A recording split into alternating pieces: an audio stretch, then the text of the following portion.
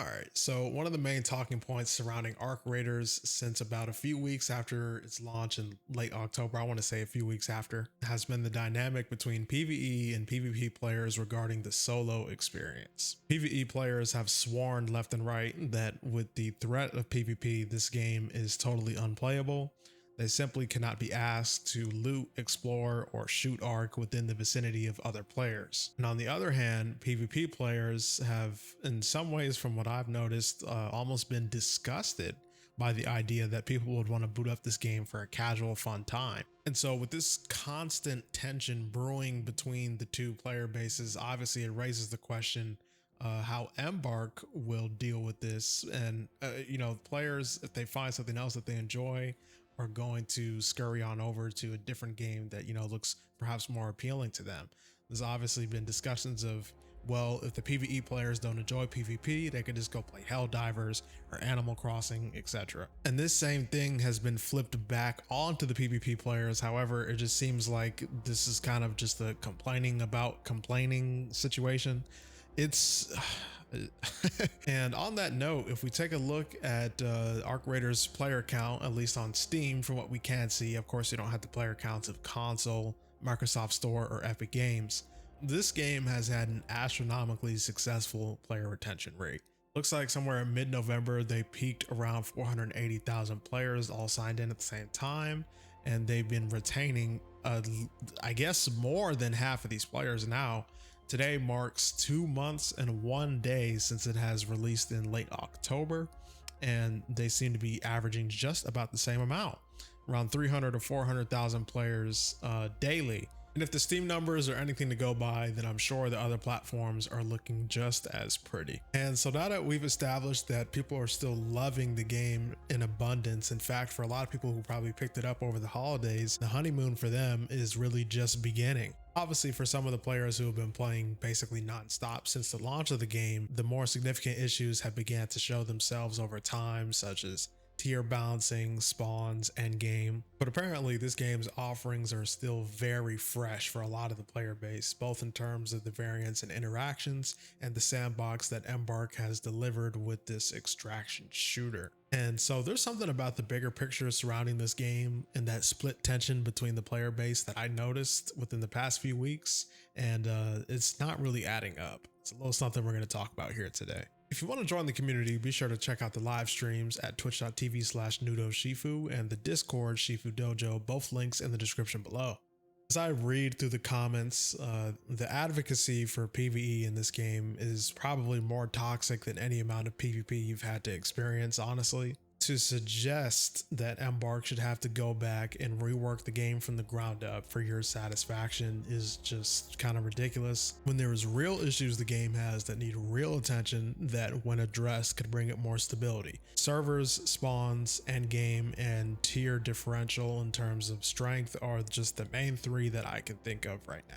When I watch solo live streams, when I speak to peers, and in my own lobbies themselves, I'm noticing that the raider behavior since week 1 has actually not even changed that much at all necessarily. With a lot of people being introduced to the game over the holidays, and likely even before that as well, with the recent wipe that took place in mid-December, there's just absolutely zero chance, I refuse to believe for any reason, that every single lobby you're getting into is bloodthirsty no matter what. And if your experience on this game has solely boiled down to a toxic, sweaty PvP fest that makes it impossible to explore and loot, then I've got some news for you.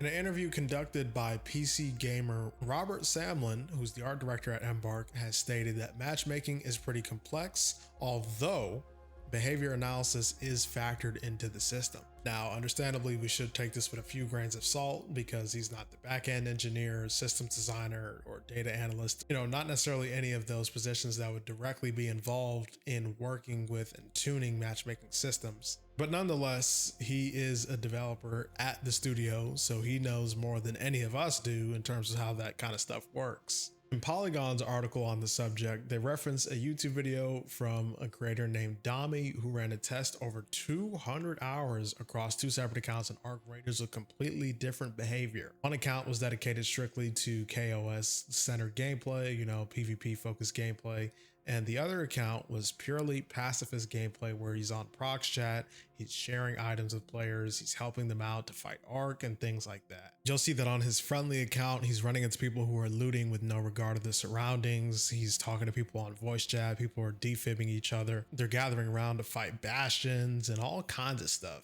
And on the PvP account, well, it's not quite the same thing. Dami notices that in red zones, which of course in a PvP lobby would be a hot zone for fighting, there is no such thing as grouping or talking on the mic or negotiation or any sort of thing. You're going to be hearing gunshots all the time. The interesting takeaway here is that even on the same map, in the exact same areas, the experience does vary depending on what kind of lobbies you're in. So with the statement from the Embark dev and this extensive test that Dami ran on 2 separate accounts, and chiming in with my own experience of how my lobbies seemingly change depending on how I behave in them. It's not 100% consistent, but it feels like there's a bit of a pattern taking shape. With all of those things combined, I gotta be honest, my curiosity when I read those PvE comments has just furthered even more. Because if you mean to tell me that you can't get into a single lobby where people are pacifists or just chilling out. Now, of course, I'm not the sharpest tool in the shed or anything, but there's a piece of this puzzle that's missing.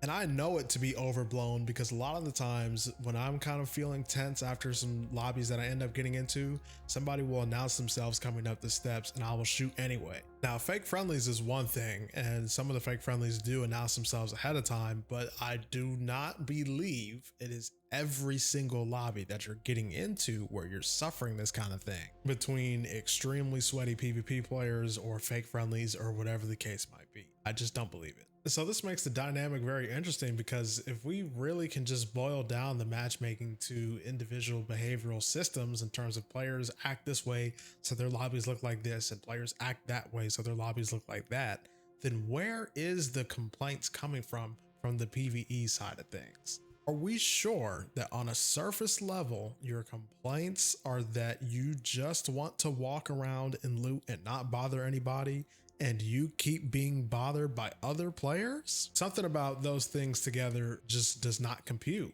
And even if that is the case, for whatever reason, let's just assume it is for the sake of the discussion. What I need to understand is for some reason why it's considered toxic to suggest that somebody plays another game that perhaps satisfies their needs better. It's not toxic to suggest that if someone is for any particular reason forcing themselves to enjoy Arc Raiders, if that's what they want to do, which in that case, I'm not even sure why you'd be complaining in the first place. But if you want to force yourself to enjoy the game, then okay, do that. But if you swear up, down, left, and center that you just so desperately want to enjoy this game and your innocence is being ruined by PvP, I just don't believe you. And I mean, there's games that satisfy that kind of thing where you don't have to shoot other people because you can't shoot other people. So really, it just kind of feels like a giant nothing burger of a discussion where one side is saying, I don't like this, and the other side is saying, okay, well, there's options that you have that can satisfy what you do like. And they're saying, well, why don't you just go do something else? In fact, all but one Arc Raiders video on this channel has been about the PvP, PvE dynamic.